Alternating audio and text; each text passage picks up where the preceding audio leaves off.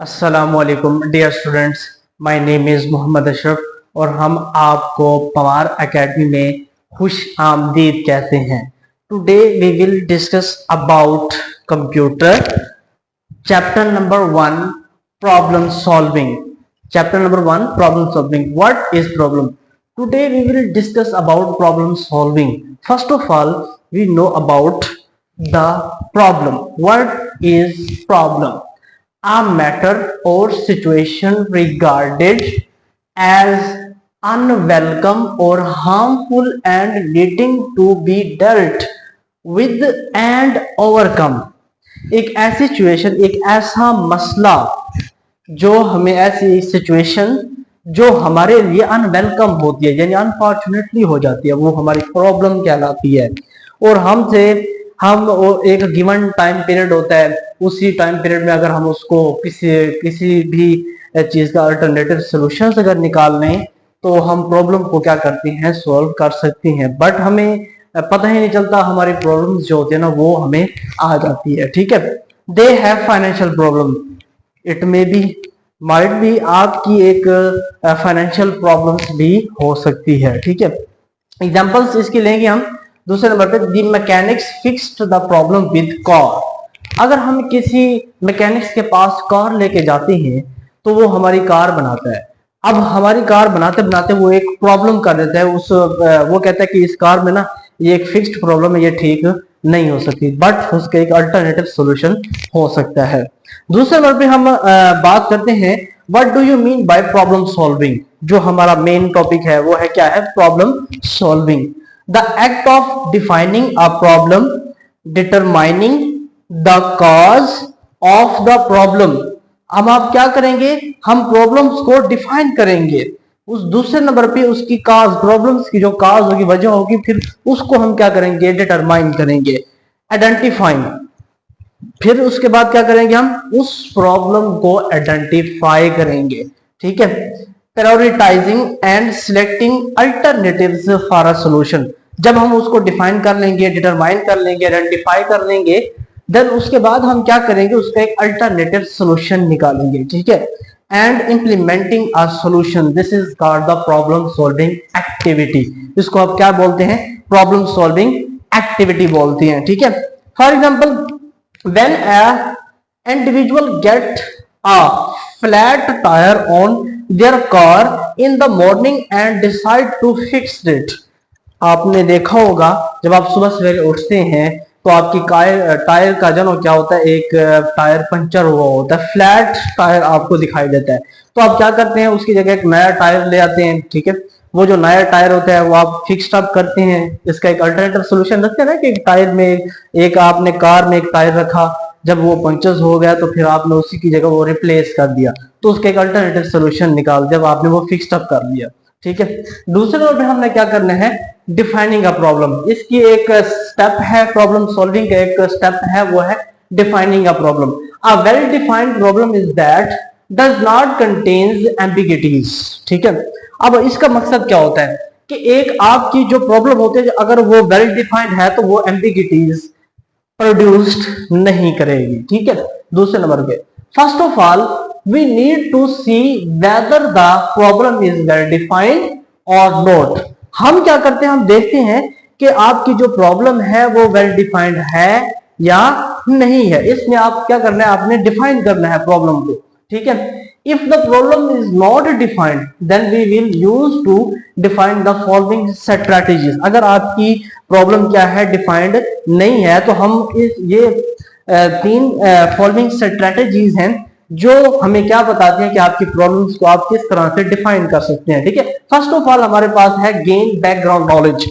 आप जो भी काम करने जा रहे हो, जिस भी चीज के बारे में काम करने जा रहे हो, प्रॉब्लम सॉल्व कर रहे हो, तो आपको उसका बैकग्राउंड नॉलेज पता होना चाहिए। You must know the background knowledge of your problem. ठीक है, we try to know the situation and the circumstance in which the problem is happening.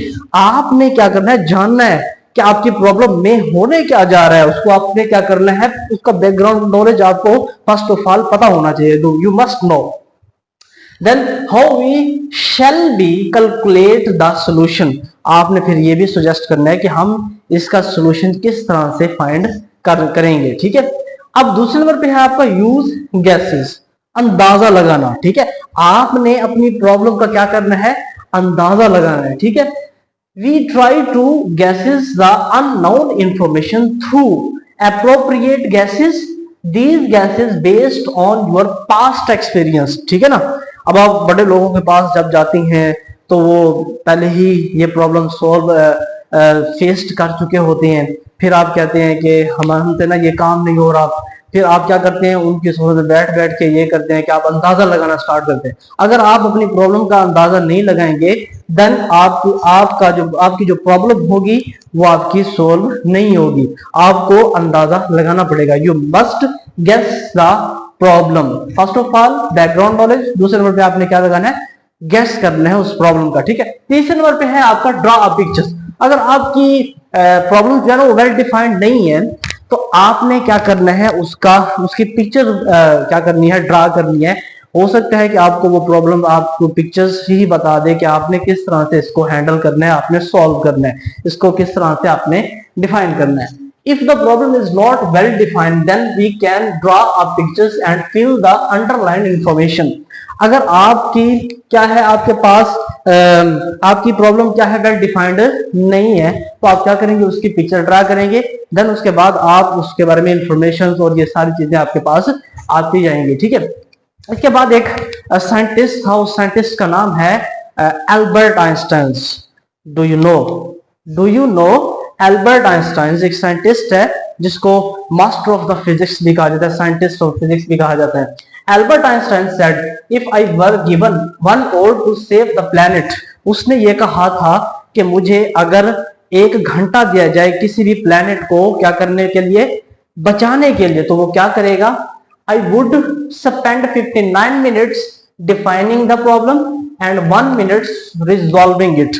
उसने ये कहा था कि मैंने क्या करना है, 59 मिनट्स यानी 59 मिनट्स मैंने क्या करना है, उस प्रॉब्लम को मैंने क्या करना है, डिफाइन करना है, देन उसके बाद उसको मैंने क्या करना है, रिजॉल्व करना है 1 मिनट के अंदर अंदर, ठीक है, 1 मिनट के अंदर अंदर। अब इसके बाद है कैन यू सोल्व दिस। ये आपके पास कुछ डायग्राम्स दी गई हैं कि आपने क्या करनी है, कुछ डायग्राम्स बताने, हो सकता है कि आपकी प्रॉब्लम सॉल्व हो जाए, क्योंकि ड्रा पिक्चर्स में ये एक्टिविटी आती है। तो क्या है, पहले नंबर मैंने बनाए हैं, ये देखो बीड्स बनाए, तीनों बीड्स बनाए हैं। इन बीड्स को आप 10 इस बीड्स को भी 10 दे दो, इस बीड्स को भी 10 दे दो, इस बीड्स को भी 10 दे दो, तो कितना बनता है, विच इज इक्वल टू 30। आपकी ये प्रॉब्लम सोल्व है पहले नंबर पे, ठीक है। आपकी प्रॉब्लम क्या है, ये सोल्व है। क्वेश्चन हमारा ये था कैन यू सोल्व दिस। अब आपने क्या किया, इनको बराबर यानी इक्वल ही वैल्यू देके इनको क्या किया, हमने सोल्व कर लिया।